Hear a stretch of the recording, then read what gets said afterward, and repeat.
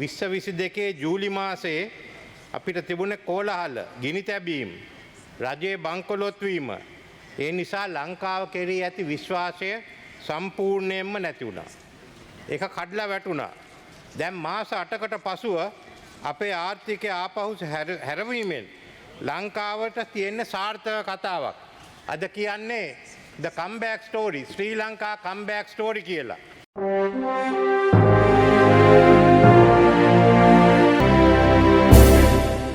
In a special statement delivered to Parliament today, President Ranil Wickremesinghe announced that Sri Lanka is on the path of renaissance and is re-emerging as a success story, with the expectation of support from the entire nation to carry it forward. The president highlighted the progress made in the Sri Lankan economy, which had previously collapsed due to riots, arson, and state bankruptcy. In just 8 months, the country has turned its fortunes around and is now known as the Sri Lanka comeback story. The president also spoke about the International Monetary Fund agreement, which he presented to Parliament.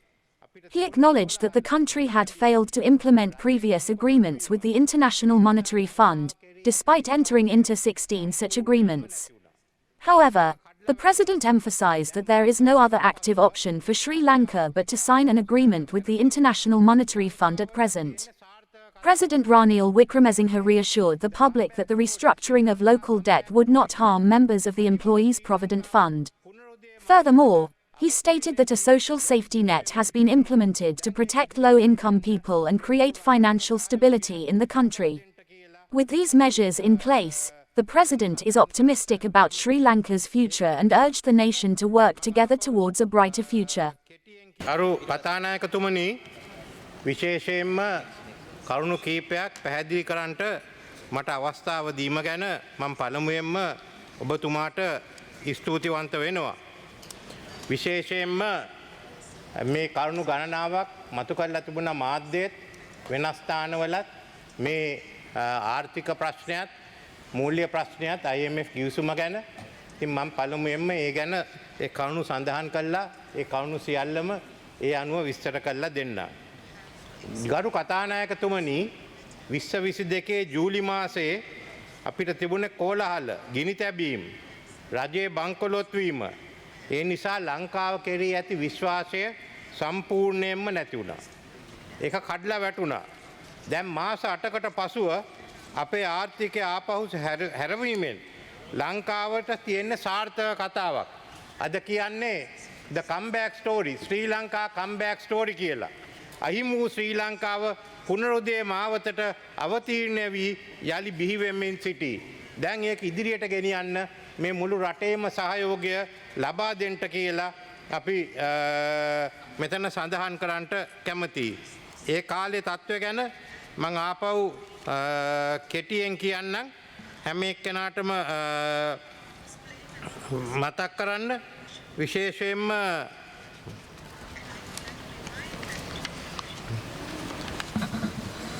අපි 2019 අගභාගයේදී අපේ බදු කපා හැරීමෙන් දළදේශීය නිෂ්පාදනයෙන් 4% අපිට නැති වුණා. ඊට පසුව Covid වසංගතය නිසා අපේ ආර්ථිකය තවත් පිරිහුණා. මේ ප්‍රතිඵලයක් හැටියට ඇමරිකා එක්සත් ජනපද ඩොලර්ට සාපේක්ෂව ශ්‍රී ලංකා රුපියල 2022 පෙබ්‍රවාරි සිට මාස 3ක් ඇතුළ 140කින් පිරී ගියා. ඉන් අනතුර රුපියල දිගින් දිගටම පිරී ගියා. එමෙන් 2022 වසර පුරාම ආර්ථික වර්ධනය 7.8කින් හැකිලී ගියා. 2022 සැප්තැම්බර් වෙන 2022 අපි සැප්තැම්බර් වෙනට උද්දමනය 70%ක ඉක්මවන අතර ආහාර උද්දමනය 95%ක් තරම් ඉහළට ගියා. අන්න එහෙම තත්වයකින් තමයි අපි තිබුණේ. මේ පසුබිමේ ජූලි මාසයේ ජනාධිපති තනතුර බාරගත්තේ ජනතාව දුක් විඳින අවස්ථාවක, බලාපොරොත්තු කඩ වුණු අවස්ථාවක රට යලිත් ගොඩ ගන්න හැකි වෙයි මම විශ්වාස කර නිසා. ඒ වගකීම මම ඒ නිසා බාරගත්තා. උද්ඝෝෂණ විරුද්ධතා මැද මම ඒ වගකීම බාරගත්තා. නොඑසේනම් රට සම්පූර්ණ විනාශයකට පත් වෙනවා. මගේ ගෙදර පුස්තකාලයේ චිත්‍ර ගිනිබත් වලින් විනාශ වුණාට මම ඒකට පසුබට උනේ නැහැ. රට විනාශ නොවි රට ගොඩගන්න අපි ක්‍රියා කරා.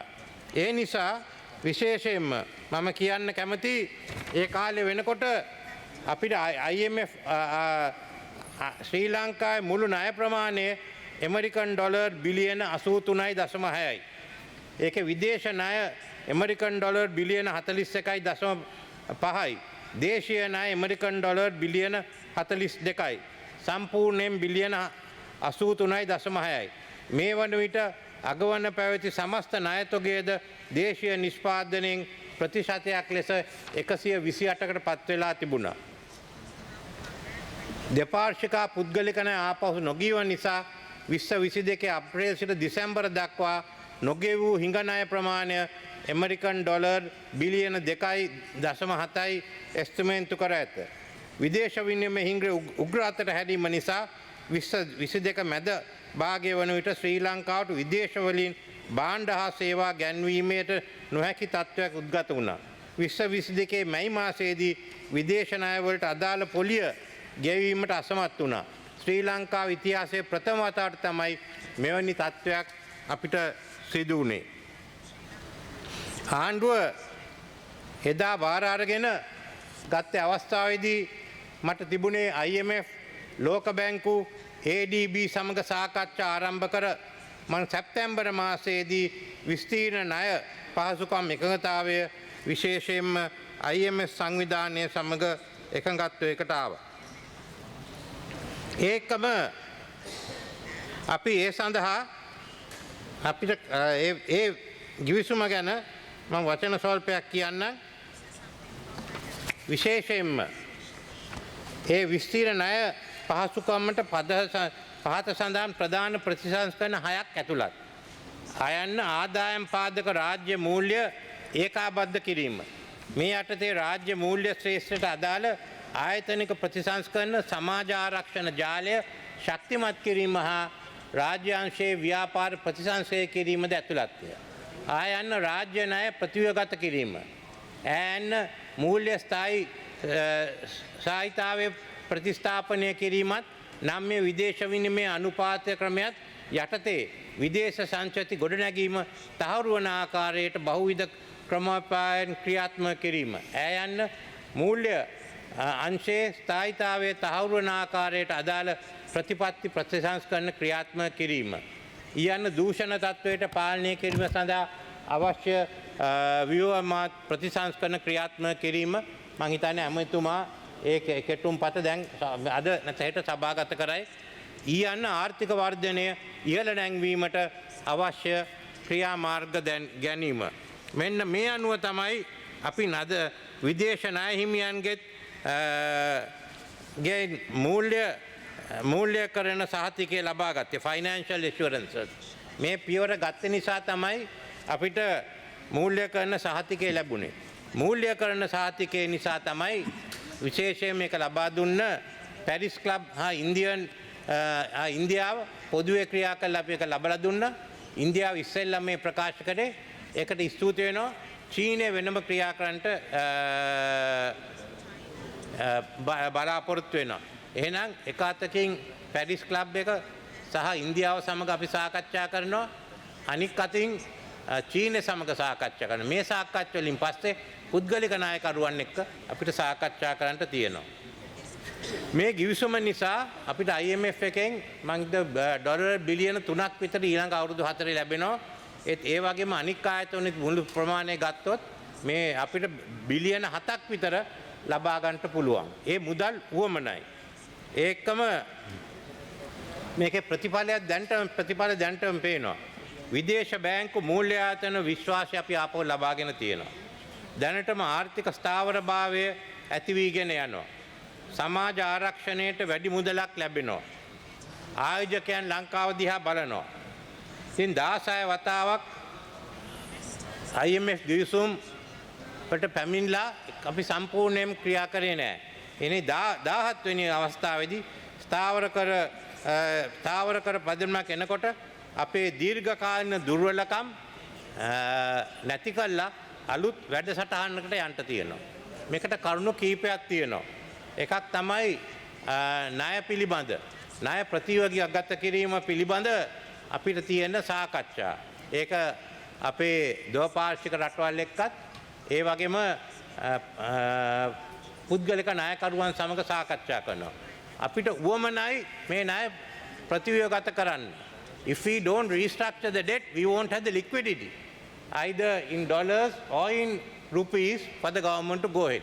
එහෙනම් මේවැ තත්ත්වක තියයි බලන්න මේ නිසා ආපහු රජයට උවමන ඒ සේවයන් සඳහා මුදල් ලබා ගන්න. ඒ නිසා පළමුවෙන්ම අපිට තියෙන්නේ විදේශ ණයකරුවන් සමග සාකච්ඡා කරන්න. විදේශ ණයකරුවන් එක්ක දැන් සාකච්ඡා ආරම්භ කරන්න බලාපොරොත්තු වෙන්නේ. ඒ වගේ මේ අවස්ථාවේදී එයා කියලා තියෙන්නේ අපිට දේශීය ණය ප්‍රතිව්‍යුහගත කිරීම පිළිබඳත් ඒ ගැන සාකච්ඡා කරන්න කියලා. දැන්ට අන්තිම තීරණ අරගෙන නැහැ. ඒකයි අපේ රාජ්‍ය ඇමතුමත් මහ බැංකුවේ අධිපතිතුමත් කිව්වේ දැන්ට අපි තීරණ අරගෙන නැහැ. ඒත් මේ ගැන සාකච්ඡා කරනකොට අපි තීරණ ගන්න ඕනේ. අපි කොන්දේසි දාලා සාකච්ඡාවට යන්න බෑ. එහෙනම් ඒ අය කොන්දේසි දාලා අපි එක්ක සාකච්ඡාවට. ඊට වඩා අපිට වාසි මේ කොන්දේසි නැතුව සාකච්ඡාවලට යන්න. ඒ නිසා විශේෂයෙන්ම මේක කරද්දී අපිට තියෙනවා හැම අංශයක් දිහාම බලන්න. ඒත් කාටියත් හානියක් වෙන්නේ නැහැ. කාටවත් මෙතනින් හානියක් වෙන්නේ නැහැ. සමහර බැංකු කියනවා මේකට මූණ දෙන්න බෑ කියලා. මම කියන්නේ එහෙනම් Taman බාර අරගෙන මේ ආර්ථිකය ගෙනියන්න කියලා. එක එක අය තුවක්කුවක් දාලා ඔලුවට කියන්න බෑ මේක කරොත් මේක කඩායට එනවා. විශේෂයෙන්ම කොටස් වෙළඳ පොලේ කියනවා කොටස් වෙළඳ පොල කඩාවැටෙනවා කියලා. කඩාවැටුවොත් මම ඒක වහන්න. එච්චරයි තියෙන්නේ. මේකට ඇවිල්ලා දැන් කියන්න බෑ මේක හැදලා එනකොට මේ කොන්දේසි ඒ කොන්දේසි ඒව බෑ. අපි මෙතන තීරණය කළා පාර්ලිමේන්තුවට තීරණය කළා අපි කියන්න මොකද්ද කරන්න ඕනේ කියලා. මේකේ තිබෙනවා මේ ප්‍රශ්නයක් මම දැක්ක අද අහලා තියෙනවා අර්ථසාහිත්‍ය අරමුදල ගැන. මම කියන්න කැමතියි සමාජිකයන්ට අපි හානියක් කරන්න ඉඩ දෙන්නේ නැහැනේ. අපිනේ ආරම්භ කරේ. ඉතින් මේ පිළිබඳව ඊවඟට දරුයතාවෙන් පෙළෙනු ඇයට දැම්මම අපි වැඩ කටයුතු කරගෙන යනවා. ලෝක බැංකුව දැන් මුදල් දීලා තියෙනවා. ලෝක බැංකුව කියන්නේ විශේෂයෙන්ම මේ අය ගැන බලන්න ඕනේ. දිය යුත්තන්ට දෙන්න. ඒත් සුදුසුකම් නැති අය ඉවත් කරන්න. අන්න ඒක අපි කරන්න ඕනේ. අපි හැම එක්කෙනා මේක පිළිගන්න. අපි අලුත් ආරක්ෂක ජාලාවක් අපි ඇති කරන්න ඕනේ. ඒකයි අපි බලාගෙන කරන්න ඉන්නේ. විශේෂයෙන්ම අපිට උවමනායි මේ අවස්ථාවේදී මූල්‍ය ස්ථාවරභාවයක් ඇති කරන්න. ඒ වගේම අඩු ආදායම් ලාභීන් ආරක්ෂා කරන්න. Protect the vulnerable and have financial stability. ඒ නිසා අපි දැන් මේ සාකච්ඡා පටන් ගන්න තියෙන්නේ. ඒ පටන් ගන්නේ අර පැරිස් ක්ලබ් ඉන්දියාව එක්ක ඒකාබද්ධව සාකච්ඡාව එක වේදිකාවක කියන්නේ one platform චීන එක්ක වෙනම කරන්ට යන්නේ. ඒ පිළිබඳව ගත යුතු පියවරත් මම මෙතන කියන්න කැමතියි. මොකද මේ ගැන හංගන්න උවමනා නැහැ. අපිට පියවර ගණනාවක් අරගන්න තිබෙනවා. Let me read it out in English.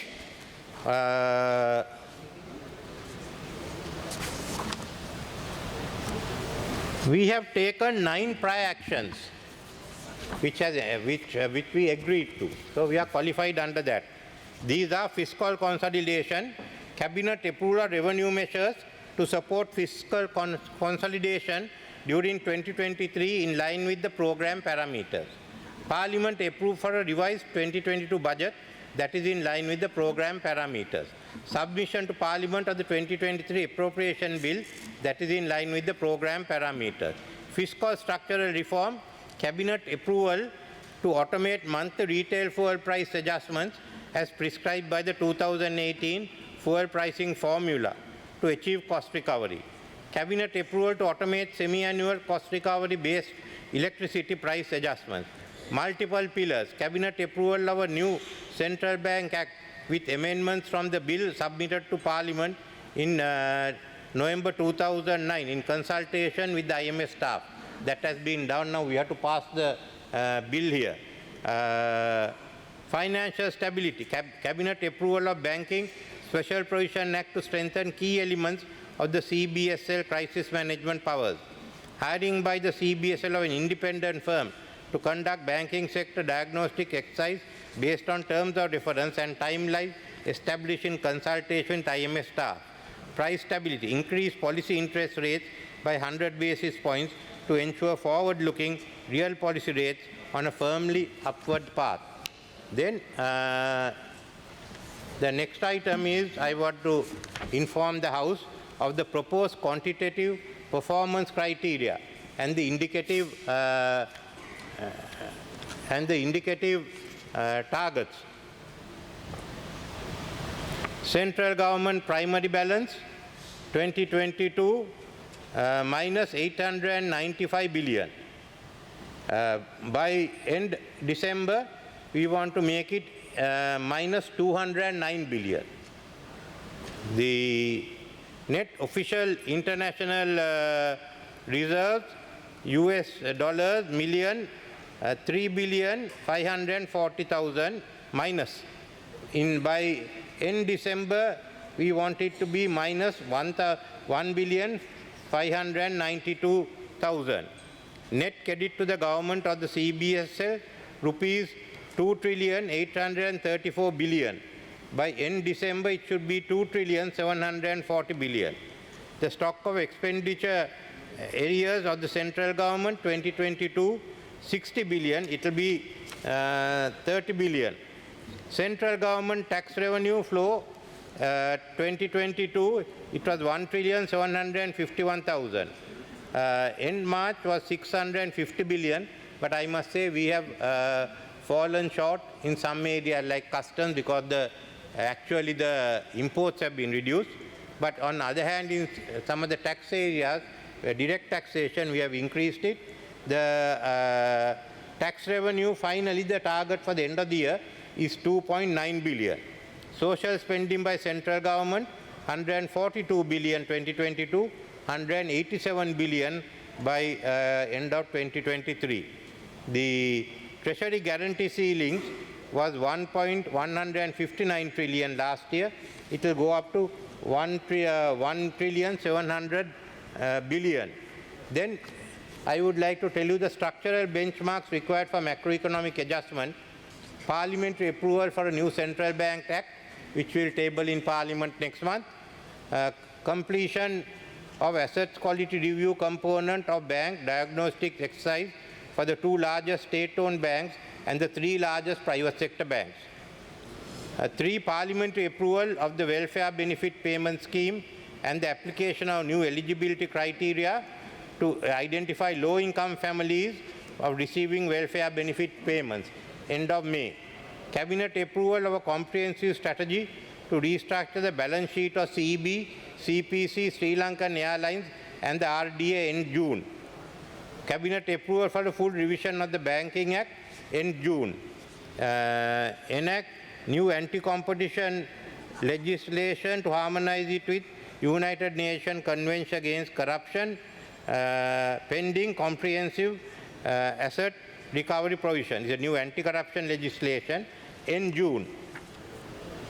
Cabinet approval of revenue measures to support fiscal consolidation during 2024 in July.